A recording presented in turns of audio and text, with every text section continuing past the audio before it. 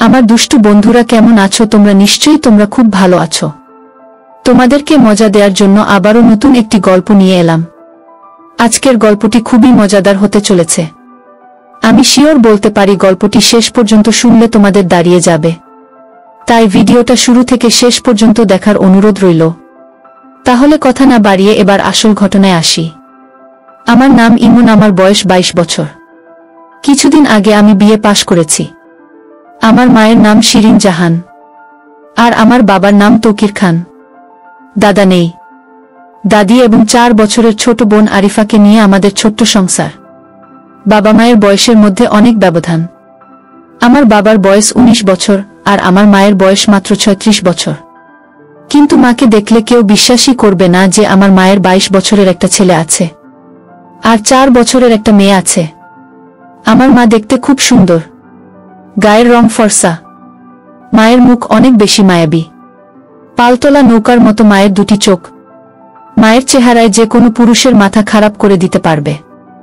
আমার মা অনেক বেশি শিক্ষিত আর আমার মা সব সময় শাড়ি পরে। এতে মাকে ইন্ডিয়ান নায়িকাদের মতো লাগে। আমি কোনোদিন আমার মাকে নিয়ে কোনো খারাপ চিন্তা করিনি, বরং আমি আমার মাকে অনেক বেশি ভয় পেতাম। একদিন সোমবার আমরা সবাই বাসায় যে যার মতো আছি। হঠাৎ করে মায়ের কাছে একটা ফোন আসলো আর মা হাও মাও করে কাঁদতে লাগলো। পরে জানতে পারলাম যে আমার বাবা একটা রোড অ্যাক্সিডেন্টে মারা গেছে। বাবার মৃত্যুতে আমরা সবাই ভেঙে পড়ি। বাবা মারা যাওয়ার 3-4 মাস পরে আমরা সবাই স্বাভাবিক হতে শুরু করলাম। কিন্তু সমস্যাটা হলো যে আমার বাবা মরার আগের সব সম্পত্তি আমার নামে লিখে দিয়েছিলেন। তারপর থেকেই আমার দাদি সমস্যা যে আমি যদি অন্য কাউকে বিয়ে করি তাহলে আমার মা বোন অসহায় হয়ে যাবে। তাই আমার নানি ও দাদি মিলে একটা বুদ্ধি বের করল। তারা একদিন আমাকে আর মাকে ডেকে বলল, দেখো আমরা একটা সিদ্ধান্ত নিয়েছি, যা তোমাদের মেনে নিতে হবে। আমি আর আমার মা চুপচাপ শুনছি। হঠাৎ করে নানি বলে উঠল, আমরা চাই শিরিন তুই আবার বিয়ে করো, কারণ তুই এখনো অনেক বেশি জোয়ান, তোর জীবন পড়ে আছে। তোর মেয়ে এখনো অনেক ছোট আর তার ও একজন বাবা দরকার আছে। তারপর আবারও নানি বলে উঠল যে আমি সিদ্ধান্ত নিয়েছি যে এখন ইমনও বড় হয়েছে, কিছুদিন পর ওকে বিয়ে দিতে হবে। তাই আমরা চাই তুই আর অন্য কাউকে বিয়ে না করে ইমনকে বিয়ে করো। মা বলল, তোমাদের মাথা ঠিক আছে। ইমন আমার ছেলে, ওকে আমি জন্ম দিয়েছি। ওর সাথে আমার বিয়ে কিভাবে হবে? এটা অনৈতিকতা। আমরা জানি যে এখানে কিছু সমাজের নিয়ম আছে, কিন্তু নিয়ম একটা সময় যে চেঞ্জ করতে হয় না, তাই বলে নিজের ছেলেকে বিয়ে। তোমরা এটা ভাবতে পারো কিভাবে? আমি কোনোদিন এই পাপ কাজ করব না। তারপর নানি আর দাদি অনেক জোর করল আর হুমকি দিল যে আমরা যদি এই সিদ্ধান্ত মেনে না নেই তাহলে তারা এই বাড়ি ছেড়ে চলে যাবে। মা চিৎকার করে কান্না শুরু করল। আমি চুপচাপ বসে আছি, আমার বলার মতো কোনো ভাষা নেই। তারপর দাদু আর নানু মাকে বোঝানো শুরু করল, বুঝে দেখ, তোর স্বামী মরার আগে সবকিছু ইমনের নামে করে গেছে। এখনো যদি অন্য কোনো ভুল মেয়ের পাল্লায় পড়ে তাহলে তোর আর তোর মেয়ের জীবন ধ্বংস হয়ে যাবে। তোর মেয়ের কথা চিন্তা করে রাজি হয়ে যা। মায়ের কান্না থামে না। আমি তো অবাক, কারণ আমি মাকে নিয়ে কোনোদিনই সেভাবে কিছু ভাবিনি। তারপর দাদু আর নানু অনেক বোঝানোর পর মাকে বলল যে তুই মেনে নিতে হবে, না হলে আমাদের সারা জীবনের জন্য হারাবে।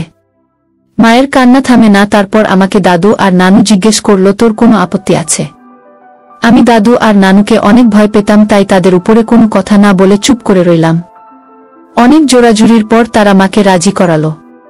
তারপর যে যার রুমে চলে গেল। আমি রুমে গিয়ে ভাবছি এটা কিভাবে সম্ভব? আমার জন্মদাত্রী মায়ের সাথে আমার বিয়ে। মানুষ কি বলবে? আমি আমার বন্ধুদের মুখ দেখাবো কিভাবে? মাথায় অনেক কিছু ঘুরতে লাগলো। নিজেকে কোনোভাবেই স্থির রাখতে পারছিলাম না। আমি আমার মাকে অনেক ভালোবাসতাম আর সম্মান করতাম। আমি কোনোদিন আমার মাকে নিয়ে খারাপ কিছু চিন্তা করি নাই। তো আমার জন্য আর মায়ের জন্য এই ব্যাপারটা মেনে নেওয়া অনেক কঠিন ছিল। আমাদের বিয়ের কথা ঠিক হওয়ার পর থেকে আমি মায়ের সামনে যেতে লজ্জা পেতাম। মা ও আমাকে আগের মতো বকাঝকা করত না। আমাকে দেখলে মাথা নিচু করে নিজের কাজ করত। নানু আর দাদু আমাদের বিয়ের দিন ঠিক করল 7 দিন পরে। আমি আর মা দুজনে অনেক বেশি চিন্তা করেছিলাম। তারপর একদিন মা আমার কাছে এসে বলল, ইমন তুই কি বিয়েতে রাজি?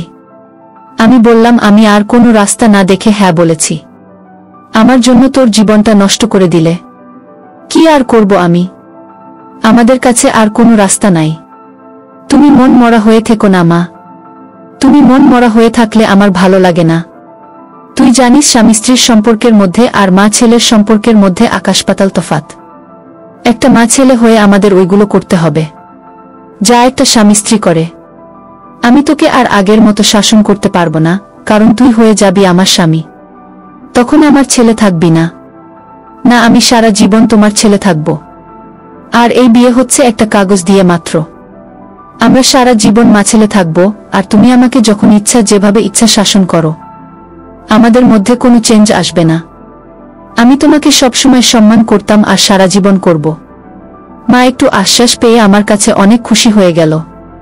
তারপর আমাকে বলল, আচ্ছা, আমি না হয় আমার জীবনের অর্ধেক পার করে ফেলেছ, কিন্তু তুই তো এখনো অনেক কম বয়সী। এখন তোর কত আশা ছিল তোর বিয়ে নিয়ে, তাই না? কত কিছু ভেবে রেখেছিস যে এমন মেয়ে বিয়ে করবি, এমন জায়গায় ঘুরতে যাবি, বুকে নিয়ে ঘোরাফেরা করবে, কিন্তু সব পানিতে গেল। এই বুড়ির সাথে কিছুই হবে না। আরে মা, তুমি বুড়ি না, অনেক বেশি সুন্দর। যে কোনো ছেলে এখনো তোমাকে দেখলে বিয়ের জন্য পাগল হয়ে যাবে। আমার থেকে ও তুমি অনেক বেশি সুন্দর।